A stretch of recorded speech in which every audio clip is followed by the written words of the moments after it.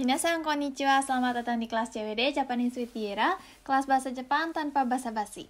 Hari ini kita mau belajar tata bahasa, dan di depan teman-teman ini udah ada fukushu ya, artinya adalah review. Nah, tapi ini kosong, karena pelajaran minggu terakhir adalah kanji. Jadi kita nggak akan review hari ini, tapi saya cuma minta teman-teman melihat ke playlist kanji ini ya kalau mau review. Lalu ini tinggal di play all aja, nanti dia udah akan langsung ke play sesuai dengan urutan dengan sendirinya. Oke, jadi kita mau masuk ke pelajaran hari ini. Mulai hari ini kita akan belajar tentang doshi. Doshi artinya adalah kata kerja. Seperti yang kita udah pelajari kemarin di kelas kosakata, kita udah belajar taberu, nomu, kaku, kau, dan lain-lain. Ada banyak banget. Dan saya harap teman-teman udah hafal ya. Sebelum kita masuk ke pembahasan tentang kata kerja, ada satu hal yang harus kita pahami dulu. Pertama, kata kerja di Jepang itu selalu membutuhkan partikel. Oke, partikel itu ada ga, o, ni, e, de. Oke, jadi ini ada fungsinya masing-masing. Nah, sebelumnya kita udah pernah belajar tentang ga. Ya, ga itu untuk menunjukkan keberadaan sesuatu atau sesuatu yang terjadi tanpa keinginan kita sendiri. Ini kita pakai ga, misalnya imas, arimas, ya, ada. Misalnya neko ga imas atau hito ga imas. Terus misalnya kabang ga arimas, fuku ga arimas. Oke, pakai ga. Jadi yang saya deretin di sini ini adalah partikel-partikel yang nanti kita akan pelajari untuk kita pasangkan dengan verb. Jadi setiap verb itu punya partikelnya masing-masing. Nah, sekarang kita mau belajar tentang partikel o. O ini adalah partikel untuk kegiatan atas keinginan si subjek. Jadi maksudnya adalah, misalnya contohnya di sini, watashi wa gohan wo tabemasu. Oke? Watashi wa gohan wo tabemasu. Urutannya harus subjek, noun ya, objek, o tabemasu. Jadi tabemasu itu artinya adalah makan. Makan apa? Makan gohan ya, nasi putih atau nasi ya, atau makanan. Terus, siapa yang makan? Watashi wa. Oke, jadi partikel wa ini menginformasikan siapa yang melakukan hal tersebut. Nah, maksud dari partikel untuk kegiatan atas keinginan subjek adalah kata kerja makan itu kan atas keinginan si subjeknya itu sendiri. Misalnya, kalau di sini kan subjeknya watashi, saya.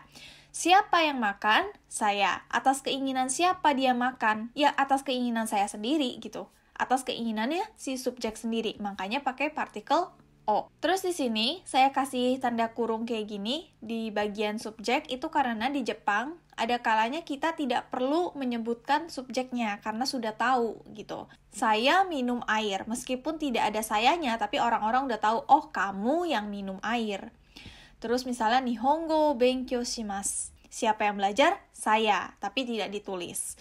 Terus terakhir, kuruma o unten shimasu. Saya menyetir mobil.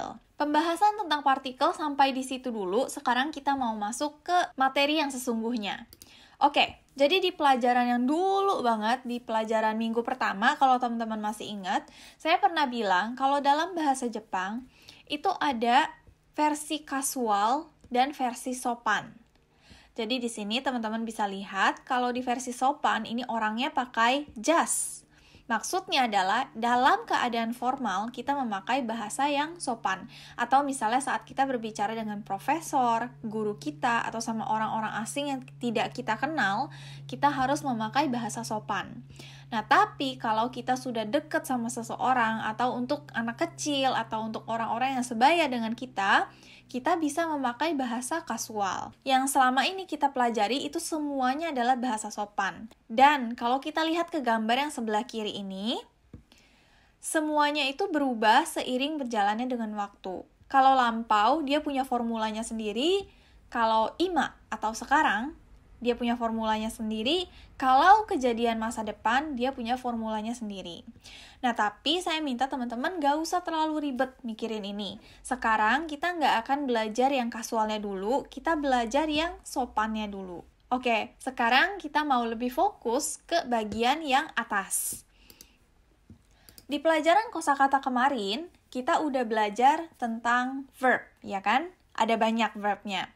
Tapi yang kita pelajari itu semuanya berakhiran dengan suara u. Misalnya taberu, kau, yobu, sinu, dan lain-lain. Ada banyak. Semuanya itu berakhiran dengan suara u. Nah, bentuk ini disebut dengan bentuk jishoke. Ya, ingat ya, ini dibacanya adalah ke, artinya adalah bentuk. Jisho artinya adalah kamus.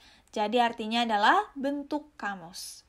Semua verb yang bunyi akhirnya itu u adalah jishoke. Maksudnya adalah ketika teman-teman mencari kosakata yang teman-teman nggak tahu di kamus, teman-teman kalau misalnya carinya dengan tabemas, itu nggak akan keluar. Karena ini bukan bentuk kamusnya atau bukan bentuk mula-mulanya. Jadi teman-teman harus cari bentuk mula-mulanya dulu, baru bisa mencari di kamus. Maka dari itu disebut dengan bentuk kamus, jishoke. Nah, jishoke ini adalah akar dari semua kata kerja. Dari si jishoke ini nanti dia akan berkembang menjadi banyak bentuk. Sekarang, kita kan mau belajarnya yang bentuk sopan dulu. Kalau teman-teman lihat baik-baik, ini dari ketiga bentuknya ada persamaan. Yaitu suara mas. Ya, semuanya memiliki suara mas. Oleh sebab itu, bentuk-bentuk mas ini disebut dengan masuke. Masuke, oke? Bentuk mas. Nah, kalau lawan bentuknya alias bentuk yang kasualnya, ya, ini disebut dengan futsuke. Tapi kita nggak akan belajar dulu sekarang. Nanti kita akan belajar di pelajaran berikutnya. Saya minta teman-teman untuk nggak usah terlalu buru-buru ya belajarnya. Kalau misalnya teman-teman bingung, boleh di-pause dulu videonya dan diulang lagi sedikit demi sedikit. Oke, sebelum kita belajar untuk mengubah bentuk jishoke ini ke banyak bentuk lainnya, kita harus tahu dulu verb ini atau kata kerja ini masuk ke grup apa. Jadi di Jepang ada 3 jenis grup kata kerja. Kalau dalam bahasa Inggris kita sebutnya grup 1, grup 2, dan ini grup 3 ya. Kalau dalam bahasa Jepang, grup 1 ini disebut dengan godang doshi. Go artinya adalah 5. Dang artinya adalah bagian atau verb yang memiliki 5 bagian. Terus, ichidang doshi, verb yang memiliki 1 bagian. Nah, hensoku artinya adalah bentuk spesial. Nah, kenapa disebut dengan godang atau 5 bagian? Nanti ini ada penjelasannya di slide berikutnya. Oke, sekarang kita mau lihat dulu bagaimana cara memilah-milah verb sesuai dengan grupnya. Pertama, grup 1, ini kita pelajarinya belakangan. Sekarang kita mau jump atau loncat ke grup 2 dulu. Oke, sorry, tadi ada salah tulis. Ini bukan aru, tapi iru ya. Oke, jadi di grup 2, itu memiliki ciri khas, memiliki suara akhiran eru atau iru. Contoh, misalnya kiru, K-I-R-U, kiru, iru ya terakhirnya. Lalu miru, M-I-R-U ya, taberu, T-A-B-E-R-U, taberu. Oke, nado artinya adalah dan lain-lain. Kalau grup 3, ini cuma ada kuru dan suru. Emang cuma 2 aja. Oke, jadi tinggal dihafalkan aja, gampang ya. Jadi isinya dari grup 1 itu gampang. Kalau suara terakhirnya bukan eru dan iru, dan bukan kuru, suru, itu artinya semuanya masuk ke dalam grup 1. Ya. Yang tidak masuk grup 2 dan grup 3, itu adalah grup 1.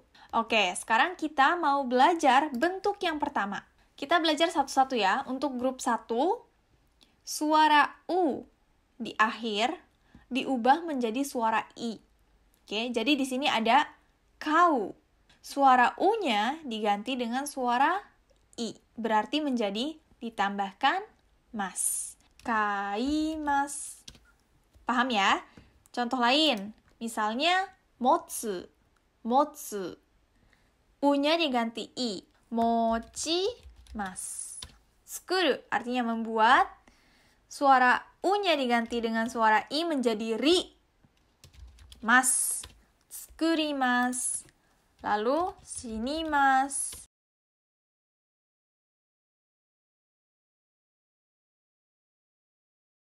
Oke, ini juga sama. Yang di kotak ini sebenarnya pengecualian. Tapi kalau dalam kasus ini masih sama. Kaerimasu. Terus ada kirimasu. Oke, ini adalah untuk godang doshi atau grup 1. Sekarang kita mau lihat ke grup kedua. Grup 2 gampang banget karena bunyi ru itu tinggal dicoret, terus ditambahkan mas aja. Ru-nya dicoret, ditambahkan mas, menjadi kimas. Miru, ru-nya dicoret, ditambahkan mas, menjadi mimas. Taberu, ru-nya dicoret, ditambahkan mas, menjadi tabemas. Oke. Nah, untuk grup 3 atau hensoku, ini hafalan, hafal mati. Kimas. Ya, terus suruh menjadi shimas. Ini hafal mati. Yang udah kita pelajari ini semuanya bentuk positif ya. Kalau bentuk negatifnya ini gampang, tinggal diubah aja menjadi masen. Kaimasen, mochimasen, tsukurimasen, shinimasen, yobimasen. Ya, gampang ya. Oke, teman-teman, silahkan di-pause dulu ya videonya kalau nggak paham, baru kita masuk ke bentuk yang selanjutnya. Dan untuk teman-teman yang udah paham, mari kita lanjut. Bentuk ima atau sekarang, ini membutuhkan bentuk yang berbeda. Karena dia suaranya berubah menjadi te. Taberu menjadi tabete. Tabete. Ini disebut dengan te kei atau bentuk te. Di sini agak tricky cara ubahnya, jadi tolong didengarkan baik-baik. Untuk grup 1. Bunyi akhiran u, tsu, du. Ini menjadi ette. Oke, double T. Ette. Oke, kita coba. Kau menjadi katte. Motsu menjadi motte. Tsukuru menjadi tsukutte. Hai. Utsuru ette. Selanjutnya. Nu, bu, mu. Ini menjadi de. Jadi sinu menjadi shinde. Yobu menjadi yonde. Nomu menjadi nonde. Nubumu ende. Lalu ku, kaku menjadi kaite. Sorry, ini salah tulis. Kaite, kuite, guide, sushite. Hai. Jadi kalau kita ulangi sekali lagi, utsuru ette, nubumu ende, kuite, guide, sushite. Gitu cara hafalinnya. Sekarang kita mau lihat ke grup kedua. Grup kedua itu lebih gampang karena ru-nya ini tinggal dicoret aja, lalu tinggal diganti menjadi te. Jadi kiru menjadi kite, miru menjadi mite, taberu menjadi tabete. Hai. Grup 3, ini hafal mati. Kuru menjadi kite, dan suru menjadi shite. Nah, sekarang kita lihat lagi ke grup 1 ini. Di sini ada 5 jenis te-kei. Ya. Oleh sebab itu disebut dengan godang doshi, karena ada 5 bagian suara. Oke, paham ya?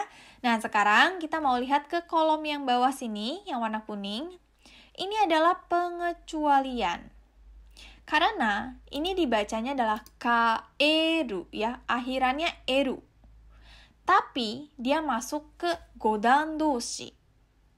Karena bentuk te-kei-nya, harusnya kan kalau kaeru, akhirannya eru, berarti menjadi kaete, ya kan? Tapi dia pengecualian menjadi kaete. Terus iku, harusnya kalau ku, dia menjadi ite, ya kan? Tapi ini pengecualian menjadi ite. Kiru juga sama, bunyi akhirannya iru, tapi dia menjadi kite. Itu cara untuk mengubah jishoke ke bentuk te-kei. Nah, sekarang karena kita udah bisa mengubah ke te-kei, kita mau lihat fungsi te-kei itu sendiri. Yang pertama, kita bisa mengungkapkan kata sedang. Jadi misalnya, watashi wa hon wo yonde imasu. Saya sedang membaca buku, ya. Berarti ini yang sedang berlangsung sekarang. Tinggal diubah menjadi te-kei, ditambahkan imas atau imasen. Saya sekarang tidak sedang membaca buku. Watashi wa hon wo yonde imasen. Oke. Terus yang kedua, ini bisa berfungsi sebagai te kudasai atau tolong. Contohnya, okane o kashite kudasai. Tolong pinjamkan saya uang. Oke, jadi itu adalah dua fungsi teke. Terakhir, kita mau belajar tentang kako.